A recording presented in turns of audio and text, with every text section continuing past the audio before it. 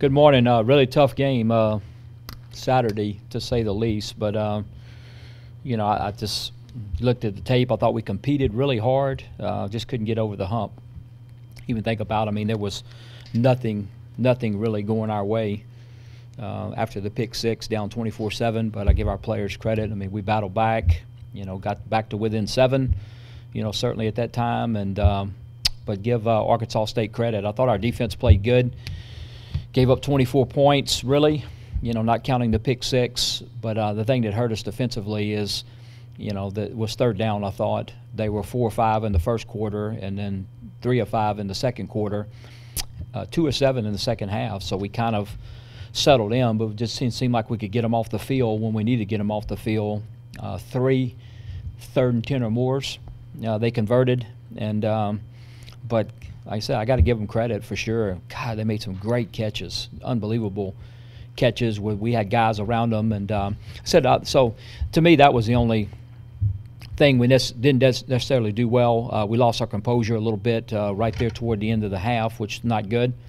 I think we just frustrated. We had opportunities to get them off the field and just didn't. But offensively, didn't play good at all. 17 points is not, it's not good enough. The 3 second half turnovers, we didn't run the ball as good as we need to run the ball. Had terrible field position. Really, we got good field position after after we went down 24-7. Is really the first time we had it the whole game when Brainius returned the kick out. We had good field position. We take it in and score, but just not good enough offensively. And obviously, to play a team of their caliber on the road when you only run barely north of 50 plays, that's not going to cut it. So some of it was the fact that we didn't get them off the field on defense. Some of it was the fact we just didn't sustain drives on offense. But I think both of them kind of attributed. Special teams wise, we did okay. I thought we punted the ball really well. Porter did for 50-yard average for 6 punts. I thought Craig made a really clutch field goal there to get it to 1 score. Was good. They had a really good punt return. We had a really good kickoff return. So I thought all in all was a push. So tough game, which I knew it would be, to go play their place, back-to-back road games. I thought was a tall order going in. To win 2 in a row on the road, back-to-back. 2 whatever 5-6 hour bus rides back-to-back on weeks, whatever. Not to use the excuse. I'm just saying those are. I thought it would be pretty tough. I thought we were definitely ready to play, as ready as we have been. I think if you go back and look at the tape and you look at the effort, I can't ask our guys to play any harder than that. I thought we were playing extremely hard. We just didn't make enough plays offensively to win, and they just continuously made plays, really, with some of the catches they made and and stuff to keep drives going. And so they just outplayed us. But I can't certainly fault the effort and what we were doing. And I thought we were definitely ready to play. Thought we were very prepared too from a defensive standpoint. Like I said, you think of the plays they made. They hit us one early in the game where we didn't cover a guy in the backfield off a speed sweep fake. But other than that, we got guys there, and they just made plays. So great opportunity for us this week against the Cajuns, 6-5 on the year. I think they've improved as you've watched the season go on. I'm really impressed with what they're doing. Offensively, when you look at them, huge is the first thing that really jumps out at you. Center 6'3", 292, but everybody else is 6'4" or better and north of 300 pounds. 2 tight ends, one's 255 and one's 260. The 2 key running backs are 227 and 221. So they're big guys, big football team when you look at what they're doing. But I think their offensive line's really good and continuing to improve throughout the year. And then you take their 3 running backs. I don't know really who we've played this year that has 3 better guys that they can put in there. And we're very familiar with all 3 of them, having tried to recruit all 3 of those guys. But, Rega's coming back. He's the guy that earned the all-conference stuff. Elijah Mitchell's phenomenal when you look at, what he can do. And he's 221 pounds, and he can roll. And then Calais from Cecilia is the 3rd guy they put in, and he's the home run guy. He's 180 pounds, and he can absolutely fly.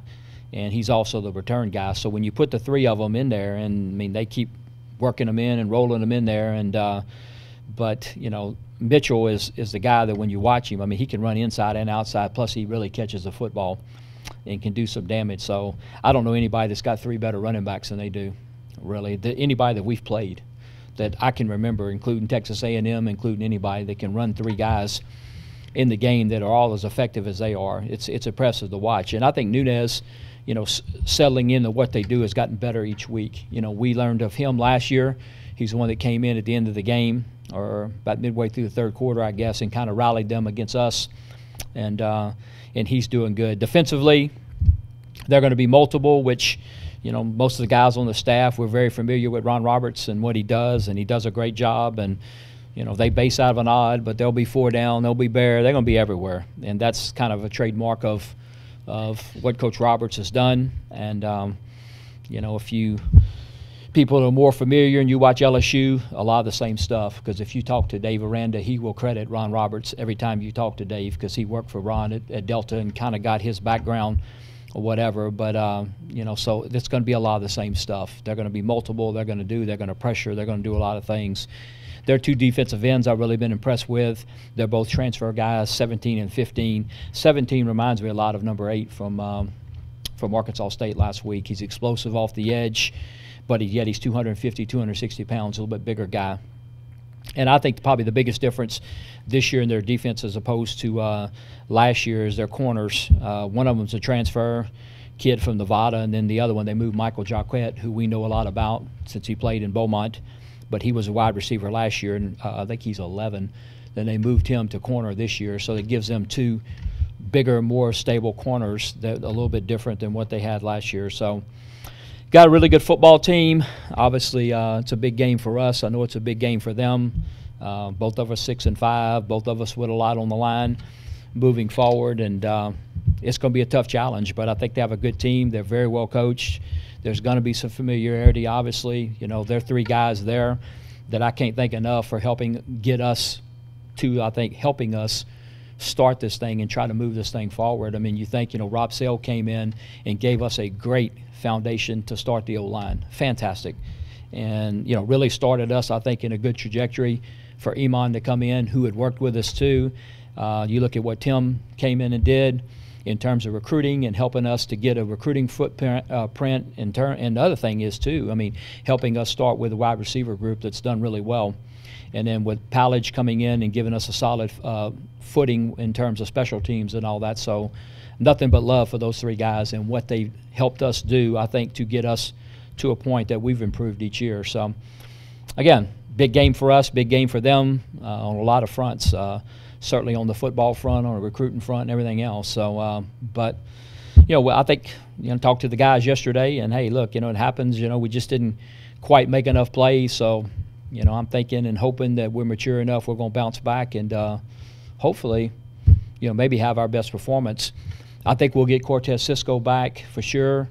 We'll see, but with Spiller. But I think we had opportunity. We've played now for 5 weeks with 2 tight ends, literally, on the whole campus. And it's been different. It's kind of changed our offense a little bit, and we've had to kind of watch the way we practice and stuff because we have 2 guys. In the Coastal Carolina game, we had 1 guy, and so it would be nice to get Spiller back. I think it would give us 3 guys. We could maybe do a little bit more 12 personnel and do some stuff if we get those guys back. And R.J. Turner didn't play last week, and I'd say he's questionable. It's just hard with ankles and, trying to, evaluate those guys and get those guys back. And we had last week Tuesday, Wednesday practices in freezing weather. And, if you have a sprained ankle, you're trying to get it back going, whatever, that's not real good condition. So I'm hoping, looks like it'll be a little warmer this week. Maybe we can get some guys out there moving around, and we'll see what happens. So anybody else on the injuries I'm drawing? Harding came back this week, came out of there. I think he'll be okay. He came out of the game, but I think, look at him yesterday. He didn't seem to be, certainly any worse off than he was. But Sam Miller came back, and I know Sam is frustrated, and but he's basically has a calf muscle, and you guys that have had that, guys, you know how that is. It's one of them frustrating things. Again, I thought he was making some progress, and but those types of injuries, that cold weather doesn't help him and stuff. So I'm hoping he'll be better this week. He played a little bit, and but I don't think quite has the bite he did for a while there, quite the burst that he did, and but I think he'll be closer. So we have an opportunity. I told the players that yesterday. We'll have to see what happens in practice, but we're as healthy we have a chance to be, as we've been all year. So that's certainly no excuse for anything, especially if we can get a couple of those guys back.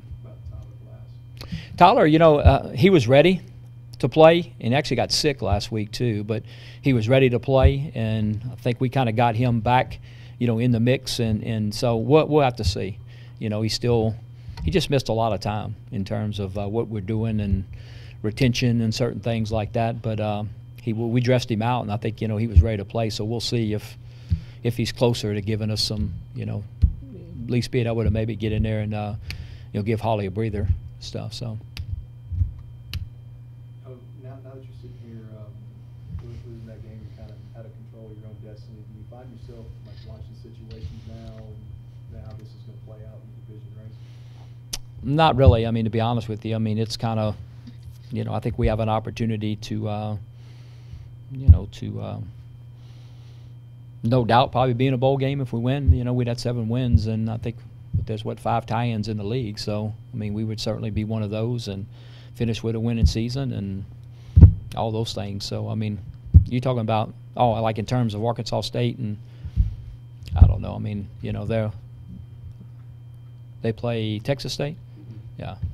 So I don't know. I mean, if you look at the game and stuff too, which I really haven't thought a lot about that scenario, but I'll give Texas State credit. I know that Coach Withers got replaced yesterday or with the interim, but I'll give him a lot of credit, because I was, you got plenty of time to read on the bus coming back, and if you look at the effort they put together at Troy, that's impressive. I mean, they held Troy to 200 yards offense, which I said when we played them and have been saying Texas State is good on defense.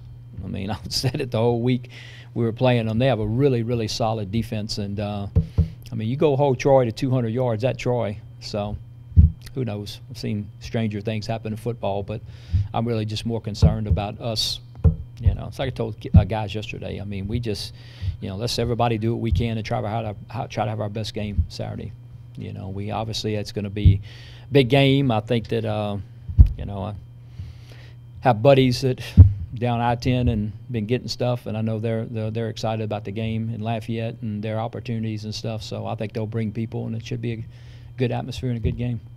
Well, this is a rivalry game between 2 in-state schools, but does it bring an added element into it, knowing you're going to be competing against some of your guys, so to speak, on the other side? It never has for me, because I mean, I'm just, coming up through the high school ranks and then the Southland, and so I mean, I've just been doing this, I say that, been doing it in these types of situations, but at one time, it seemed like every time we played somebody in the Southland that they had been with us at some point, so you go there and you look at your signals and you look at all your stuff, and this guy and that guy, and just because kind of the familiarity when you look at it. At one point, Scott Stoker was the head coach at Northwestern State.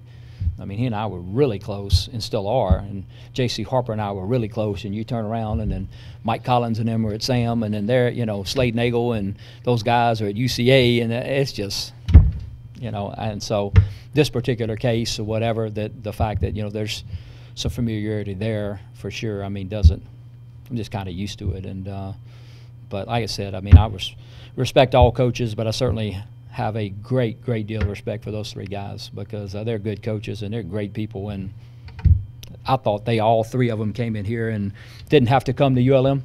They all had choices, and they did, and they came here and helped us out, and I thought they all 3 did a great point, came in here and really helped us go in a good direction in everything they did. Like I said, from the recruiting front, look what Tim did coming in here and helping us, and I thought we got a great start at recruiting and got a solid foundation, and what Rob did on the O-line, what Powell did in special. We were bad special teams, when we came in here, and I thought that Powell really did a nice job of, getting some enthusiasm. The kids started having fun doing it, and, I thought he did such a good job that I hired the guy that was his assistant at Sam. I thought that Rob did such a good job.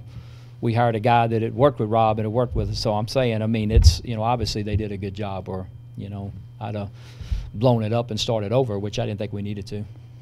I feel like the crowd has always talked about quite a bit, but this is really rivalry games are the best when it's meaningful. This is probably the most meaningful ULM-ULL game in quite some time. How important is it to have a true 12th man in your I think it would be awesome, Sean. I mean, I know, that's to put it, to understate it, but I mean, it would be awesome to see that, and I would think there would certainly be great interest in it.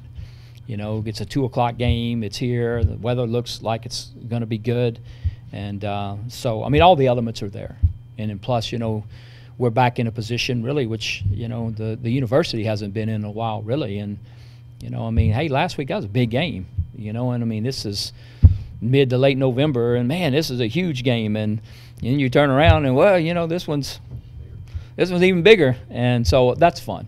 I mean, it is. It's a lot of fun, and hopefully we have a good crowd, and because I think both teams are, I know we didn't play as good as we would like, but both teams have been playing pretty good and trending towards that as we move on, and I think we are too. Like I said, we didn't make as many plays I would have liked to have made. They made some good plays. Give them credit. I'll give Arkansas State credit, especially, we knew it would be tough to win in Jonesboro, but I think we've been trending toward playing good football, and they have too. So even you look at their losses, the last couple losses, I mean, 10-point loss at App State and a 10-point loss at Troy is nothing to throw it in, and really even the way we lost at Arkansas State, I mean, I would love to win the game, but we certainly had our chances, and we're in there and stuff. So, I said it's disappointing that we lost, but I'm also very encouraged, and I have been in some of these games, that I just feel like whether we're playing at our place or on the road, we can compete with whoever we're playing in the Sun Belt, and that's a pretty good. We've come a little ways over the last couple of years that we feel like, hey, we can line up and play, and you think of the plays they made versus the plays we didn't make, but yet it's still a 2-score game. We still got it to a score in the fourth quarter, and we're battling, and that's the first thing that I really, I guess, goal to get the program is. Every program I've ever rebuilt, the first goal is, hey, we feel like we can line up and compete with you on any given day, and I think we're to that point now where we feel like, hey, if we play good and a couple things go, we can beat you too, and stuff, and hopefully we continue that trend. Hey, Coach, the first thing that people talk about when we talk about the game on Saturday was the officiating. What was your opinion on the officiating for Saturday, including that, I guess, an inadvertent whistle that kind of brought the ball back to the 34-yard line? I don't know what happened on that one, to be honest with you, Chris, but I don't have any problem at all with officiating. I don't.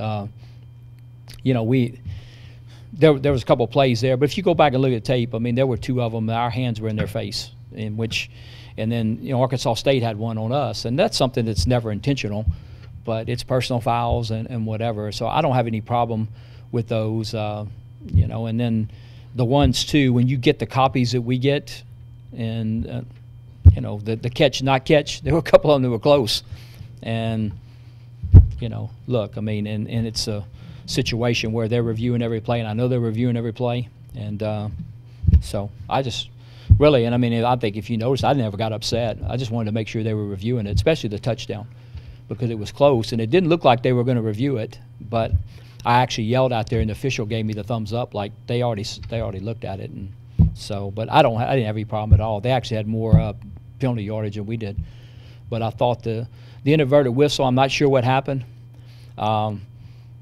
I know that Coach Anderson, I could see him, raising heck over on their sideline. I didn't want to raise heck or not, because I didn't know if Peterson, if the fumble would have stayed. If you go back and look at it, his feet were out of bounds.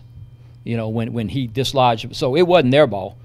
So it couldn't. I don't know, but if you go back and look at the tape, but I'm sitting there going, wait a minute, this inadvertent whistle might help us. So I just kind of stood there, my arms folded. But like I said, at the time, I don't know. I didn't know whether to question inadvertent whistle or just say, yeah, that really helped us at that time. I didn't know that stuff. So, but I don't ever know really what happens. Inadvertent whistles are, and they're. I think the interesting thing is, like in that particular case, then okay, yeah, the inadvertent whistle, you go, but my question to the official was, when they were reviewing Marcus's fumble, well, y'all blew the whistle, so it shouldn't be their ball anyway. Yeah, but if the fumble happens and it's out, well, wait a minute, inadvertent whistle is inadvertent whistle, because when Marcus fumbled the ball, the whistle blew.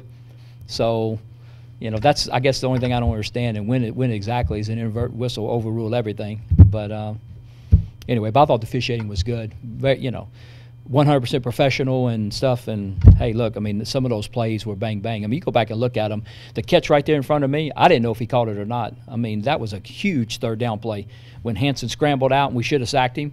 And he scrambled out and sidearmed it, and that tight end caught the ball. I don't know if the tight end has any catches at all this year. And I mean, he caught that ball like, they gave him the catch, the one in the end zone. I mean, they were close, is what I'm saying. But hey, you have instant replay, and so I don't have any problem with anything that happened.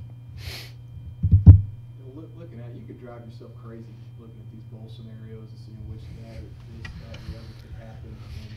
And I know you're always been good this season about just not letting that stuff be a distraction or whatever. Is there something you have to talk to the players about it all?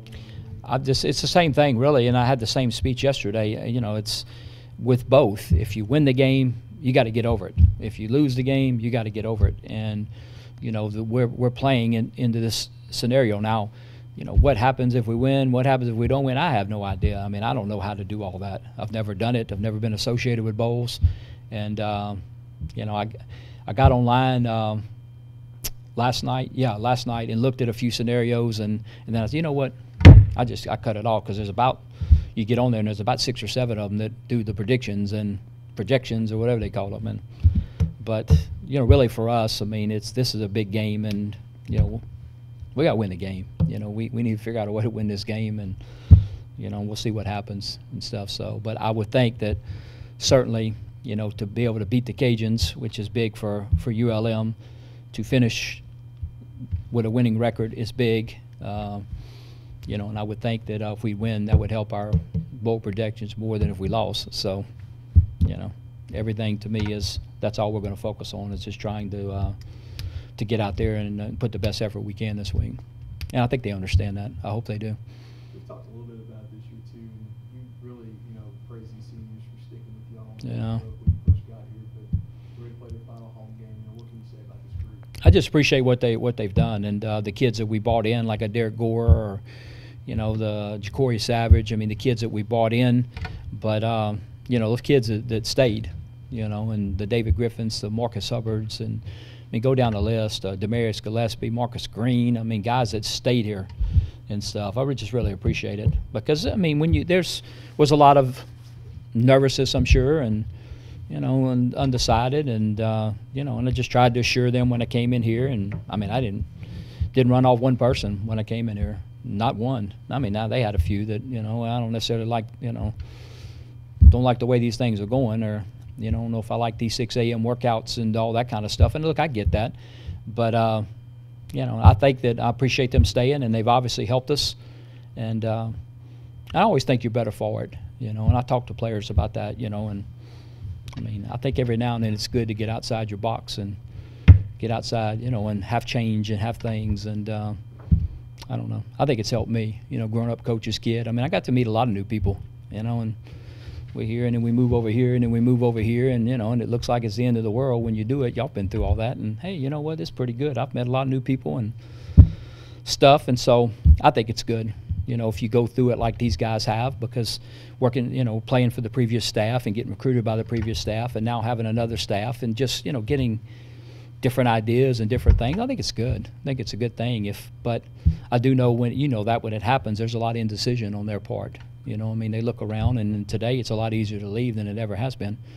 And the fact that they stayed here and stayed with it, give them a lot of credit, because David Griffith graduated last December. I mean, he would have been easy for him to go. I mean, he graduated a long time ago. Marcus Green, I mean, these guys. But not only did they stay with us, they even stayed with us after they graduated, which that says a lot, and I really appreciate that, because these days, I mean, it's a whole heck of a lot easier to leave than it used to be, especially once you graduated. I mean, it's automatic.